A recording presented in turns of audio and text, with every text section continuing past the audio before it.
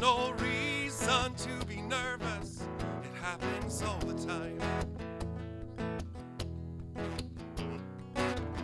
Don't want to go up to the mountain.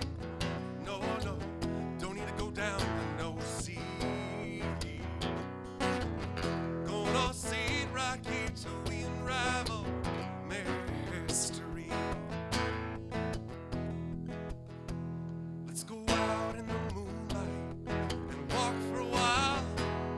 Stay up all night and talk the talk for a while. We'll kick off your shoes, 'cause there's nothing to lose but your sleep. Baby, let's dig down deep. I want to dig down deep. I want you dig down deep.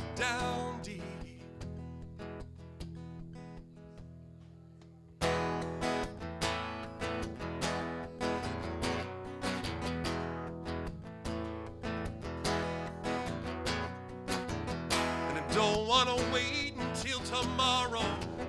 No, no, 'cause the fortune said that the time's right now. Time we find out what we're doing. What the hell we're doing here anyhow? Can you tell me? While the lights of the city are shining below, I wanna hold on to you, girl, and never let go. While everyone else is just wandering around in your sleep. Baby, let's dig down deep.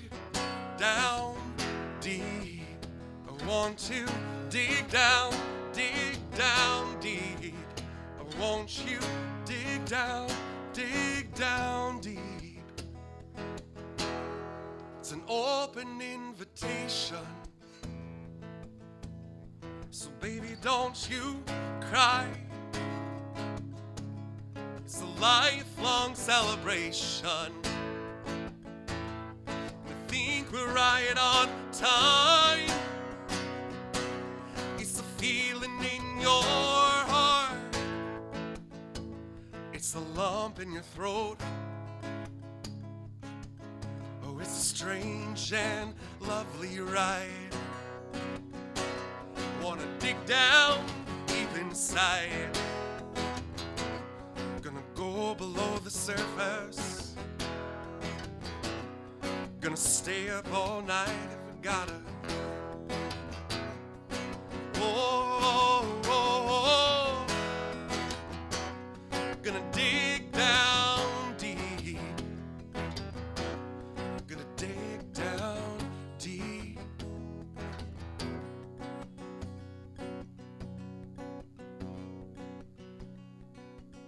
Hey everybody, welcome to Soul Food Books tonight.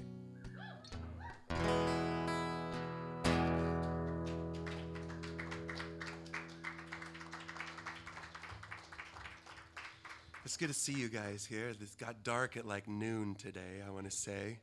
And 'tis the season to start packing the nights full of things to do and see and talk about. And tonight we've got a bunch of performers here. Tonight, later on from 8 o'clock to 10 o'clock, we've got Larry Moranti and Michael Clune playing, and I'll be playing a little drums with Larry and rocking through that part of the night. And then in about a half an hour, we have Hello the Future here up from LA to tour through our neighborhood and do a set of music for us. And then to start the night out is the new poet laureate of our city of Redmond. The city of Redmond, I've been serving on the Arts Commission for the last 5 years on, and I want to say like 3 years ago, we decided to set aside some funds and some intention to do a poet laureate, a way to have a poet to speak to our neighborhood and to speak of the neighborhood and feel out the vibe of what was going on, and also to send a poet into City Hall to be part of council meetings. They need a little poetry, right? So tonight she's here to talk to us and give us a little bit of about who she is and the poetry that she does, and then she'll be coming back for a full night of poetry on March 15th. And so, yeah, In fact, I'll let her tell you about her. No, actually, let me tell you a little bit that's on the back of her book. And so, like all good poets, they've got their book. This one is She Returns to the Floating World. Jeenine Gailey is a Northwest writer, author of Becoming the Villainous, published by Steel Toe Books. Her poems have been featured on NPR's The Writer's Almanac and Verse Daily. Two were included in 2007's The Year's Best Fantasy and Horror. Her work has appeared in Prairie Schooner, the Iowa Review, Ninth Letter, and the Beloit Poetry Journal. She is an avid comic book and anime fan, serves as editor and consultant for Crab Creek Review, and teaches in the MFA program at the National University. And for the next 2 years, she'll be the poet laureate for the city of Redmond, and her theme is Poetry for Geeks, Geeks for Poetry. Please welcome to our stage Jeenine Gailey.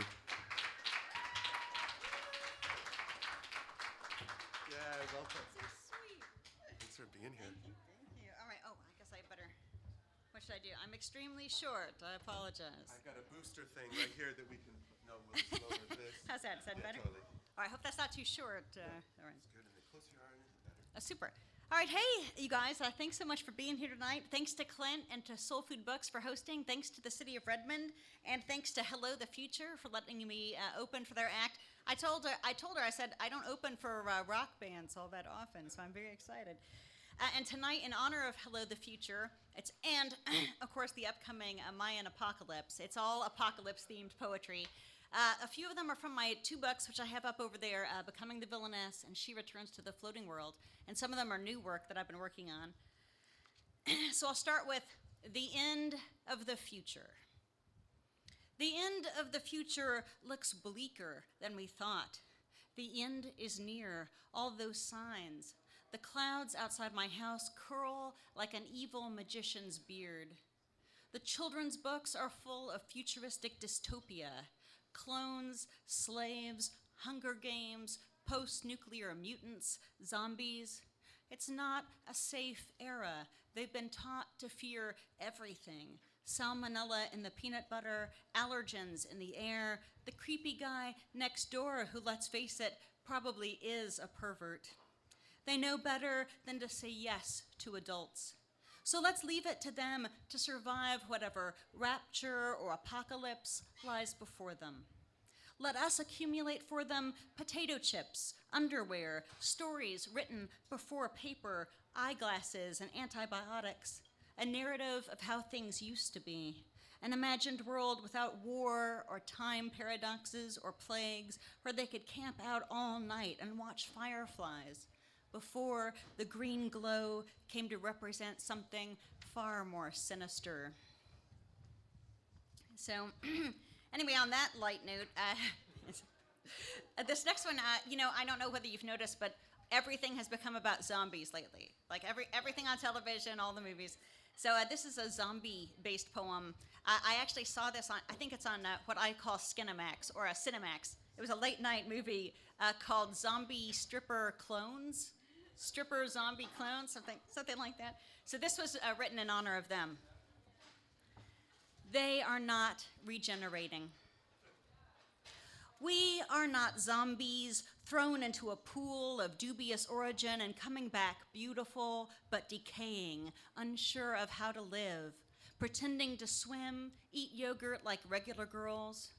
We are not clones, despite being drawn to specifications 36, 26, 36, and bearing bouffants and bikinis. We might hack each other to pieces, but we are not confused about our identities, living or not living. We continue in this shape we were given. Our cells cannot regenerate, and the scientist names us dead. We are not regenerating. We cannot reproduce ourselves. We cannot be anything but the fulfillment of your fantasy, flesh-eating or not. Those poor zombie girls. Yeah, I feel for them. It's so hard to be a sex object and a zombie, you know? It's a lot of work. This next one, it reminded me of when I was interviewing at Microsoft, and I was thinking about when you read job requirements. So this is called Job Requirements, a Supervillain's Advice. Grow up near a secret nuclear testing site. Think Hanford, Washington, Oak Ridge, Tennessee. North and South Dakota are riddled with them. Your father, is he an eccentric scientist of some sort? Did you show early signs of a super genius IQ? Experience isolation from normal childhood activities? Multiple traumatic incidents welcome. Physical limitations such as an unusual but poetic disease or deformity due to mutation are preferred. Problems due to accidents involving powerful new weaponry or interactions with superheroes also acceptable. Develop flamboyant criminal signatures, adopt antisocial poses. Fashionable knack for skin-tight costumes, masks, hooks, extra long nails, considered a plus. Study jujitsu or Krav Maga. Practice creative problem solving. For example, that lipstick could be poisoned, that spiked heel a stabbing implement. Remember, you are on the side of the laws of thermodynamics. Entropy is a measure of disorder. Chaos, destruction, death, these are your instruments. Use them wisely. You are no mere mortal. Don't lose your cool if captured. Chances are you can already control minds, bend metal to your whim, produce in your palms fire. In the end, you are the reason we see the picture. We mistrust the tedium of a string of sunny days. We like to watch things crumble. So that's the supervillains for you. Little super. In case you're ever in that job market. This next poem is from a bunch of poems I'm writing about growing up as a robotic scientist daughter in Oak Ridge, Tennessee. So this is called The Robot Scientist Daughter, Polonium-210. The robot scientist daughter is a tightly controlled molecule. Sometimes she threatens to explode into antimatter, to shatter the equilibrium. Other times she teeters at the edge of decay, a half-life of skin and soul. Shake her if you will, don't stand too close. She's so radioactive, her half-life is short. She's extremely unstable. She's toxic. Inhaling or consumption could lead to death. She's considered fairly volatile. She can be contained within paper. She glows bright blue. She is a showstopper. Yeah, thanks, you guys. This next one, I don't know if you guys have, I've been studying a little bit about DNA mutation. So I was reading some young adult, one of those futuristic dystopian novels, and it had a mutation of this girl after the nuclear explosion, and she had a doll's head for a hand. And I was like, I don't think you understand the way mutations work. You know, I was like, come on, biology class. Okay, anyway, so this is called Introduction to Mutagenesis. This is the outside. Mostly our mutations are hidden under skin. On the outside, robust and rosy as a milkmaid. Inside, not entirely stable. Errors in replication beyond our control, and yet sometimes the systemic destruction of a certain cell might lead to a breakthrough, a landmass not yet discovered inside of us. Clever adaptations let us survive genetic drift in case of plagues or floods, carriers of one disease not susceptible to another, heme content falling or rising according to prevalent virus. Yes, there's a one-eyed kitten, that six-legged Chernobyl calf, but more often, me, girl with heritable deficiencies and tendencies. There is misconception about mutants. We don't sprout dolls' heads from our wrists, octopus tentacles, though perhaps, yes, the occasional vestigial tail. Don't feel sorry for us. We don't live some half-life, waiting for our inner monster to be revealed. Maybe we revel in our inner demon, the dragon inside. And anyway, how can you be so sure you're so pure, so uncontaminated? Inside us each ticks the act of betrayal, the strand of DNA unraveling. You're one incident away from being my perfect match, my beautiful mutant. So, all right. So this is one of the first poems I ever wrote for becoming the villainess. I was kind of obsessed at the time with the images of female comic book superheroes, and I started thinking about how they were always teetering in high heels and these giant boobs, which always kind of threatened to topple them over, you know, and I was like, That is so unpractical for fighting crime. So I wrote this poem. Female comic book superheroes are always fighting evil in a thong. Pulsing techno soundtrack in the background as their tiny ankles thwack against the bulk of male thugs. With names like Buffy, Elektra, or Storm, they excel in code decryption, Egyptology, or pyrotechnics. They pout when tortured, but always escape just in time, still impeccable in lip gloss and pointy-toed boots, to rescue male partners or love interests or fathers. Impossible chests burst out of tight leather jackets from which they extract the hidden scroll or antidote, tousled hair covering one eye. They return to their day jobs as forensic pathologists, wearing their hair up, donning dainty glasses. Of all the goddesses, these pneumatic heroines most resemble Artemis with her miniskirts and crossbow, or Freya with her giant gray cats. Each has seen this apocalypse before. See her perfect three-point landing on top of the chariot, riding the silver moon into the horizon, city crumbling around her heels. So, yeah, thank you. So the next couple of poems, how many of you guys are familiar with, I'm going to make people raise their hands, Miyazaki, Hayao Miyazaki's work and all, yeah? Okay, Ghost in the Shell, Full Metal Alchemist, those kinds of things. Oh, okay. So you'll recognize some of these references. The next two poems are from my second book, She Returns to the Floating World. I started to look at the same way at the anime girl figures. So this is called The Lost Limbs of Anime Girls in Space. Somehow, in these futuristic worlds, we have always left an arm and a leg behind, as if these amputations made us seem more accessible, a portion of our torsos beneath the torn top visible, a glimpse of shining silver. Our hair still charmingly tousled, we are victims of some civil war or village atrocity conveniently unwritten, forgotten now, military campaigns hidden in our pasts. Only these reminders that we might not be entirely human, merely a ghost caught in a metal shell.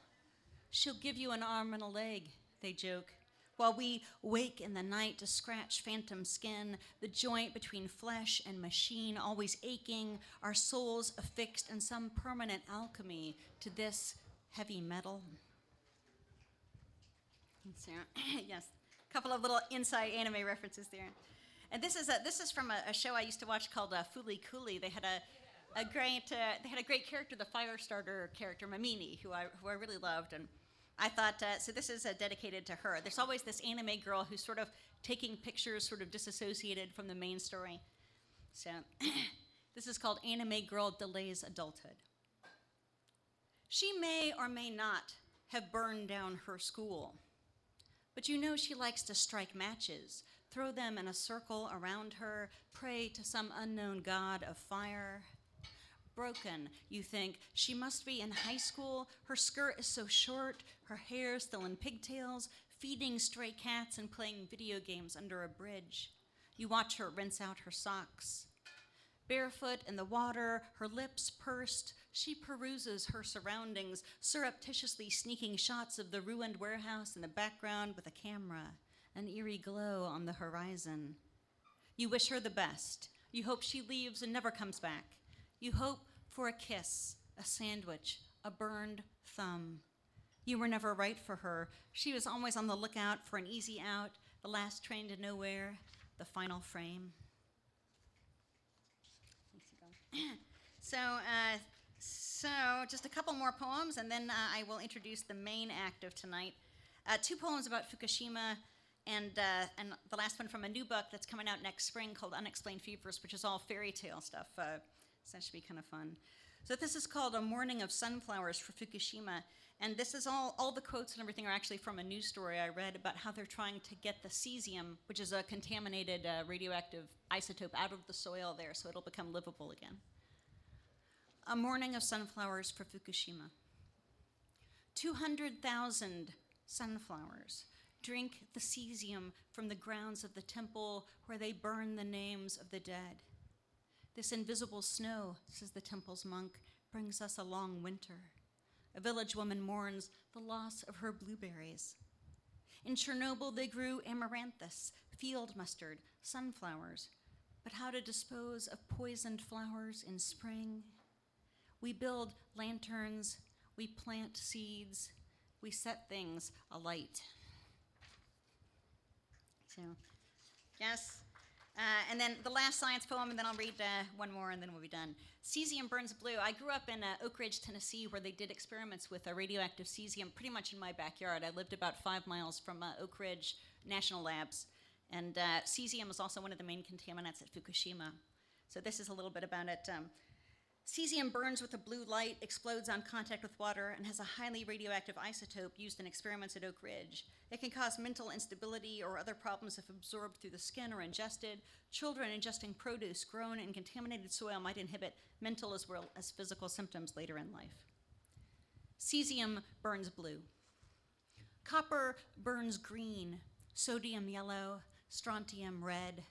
Watch the flaming lights that blaze across your sky, America. There are burning satellites even now being swallowed by your horizon, the detritus of space programs long defunct, the hollowed masterpieces of dead scientists.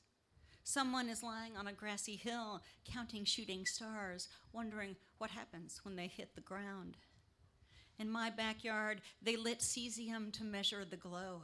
Hold it in your hand, foxfire, wormwood, glowworm. Cesium lights the rain, absorbed in the skin, unstable, unstable, dancing away, ticking away in bones, fingernails, brain. Sick, burns through, burns blue. Thanks. So this is the last one, and it's a little bit of advice from Grimm's, so I hope you take it very seriously. I know I do. I forgot to tell you the most important part. Without this knowledge, you'll never make it. It's 1 part fashion advice and 2 parts survivalism. Learn to talk to people so they think you're honest, but never be honest. Cooking eggs may save your life. So crack them, neat and firm, pour them into a skillet, stir gently. Forget about your shoes. People will judge you by your shine, the imminent light you offer them. Be a lamppost in the wilderness. Be the elephant in the showroom. If you steal the idol, make sure you carry a weighted bag of sand.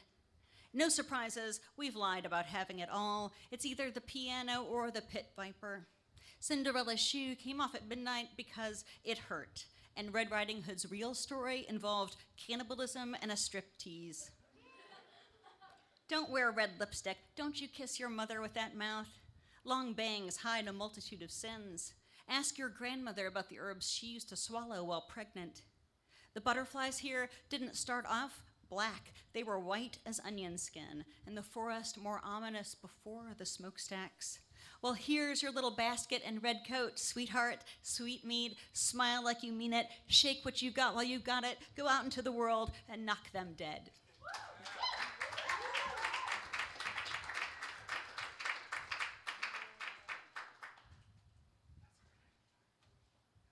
Another round of applause for Jeenine Hall Gailey, everybody. Yeah. We'll take a quick break and bring up Hello the Future, get around a coffee or tea, and then stick around for some good music.